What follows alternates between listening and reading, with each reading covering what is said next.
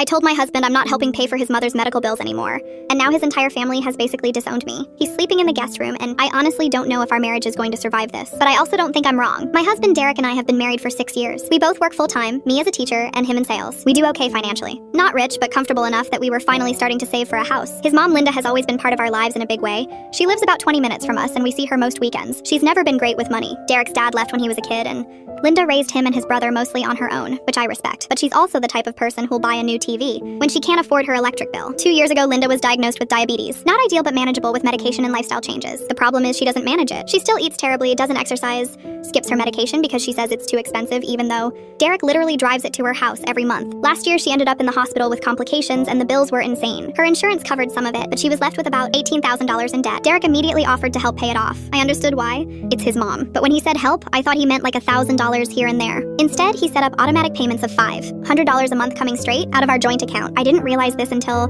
I was looking at our bank statements and saw we'd paid $6,000 over the past year. When I asked him about it, he got defensive and said his mom needed help, and what was he supposed to do? Let her go into collections. I told him I wished he'd discussed it with me first since it was our money, not just his. He said he didn't think he needed permission to help his own mother. We fought about it, but eventually I dropped it because the damage was done and I didn't want to be the wife who wouldn't let him help his sick mom. Then 3 months ago, Linda ended up back in the hospital. Same issue, her blood sugar was completely out of control. The doctors told her again that she needed to take this seriously. Change her diet, take her medication consistently. She nodded and agreed, and then I saw her 2 weeks later eating a huge piece of cake at Derek's brother's birthday party. When I gently mentioned that maybe she should be careful, she laughed and said a little cake wouldn't kill her and that she deserved to enjoy her life. This hospital stay added another $12,000 to her debt. Derek came home and told me he'd already promised his mom we'd help with this one too. I completely lost it. I told him we couldn't keep doing this, that we were supposed to be saving for a house, and instead we were hemorrhaging money to pay for his mom's medical bills when she wasn't even trying to take care of herself. He said I was being cruel and that she was doing her best. I said her best would involve actually taking her medication and not eating cake when her doctor explicitly told her not to. We went back and forth for hours. Finally, I told him that I wasn't contributing to these payments anymore. If he wanted to help his mom, that was his choice,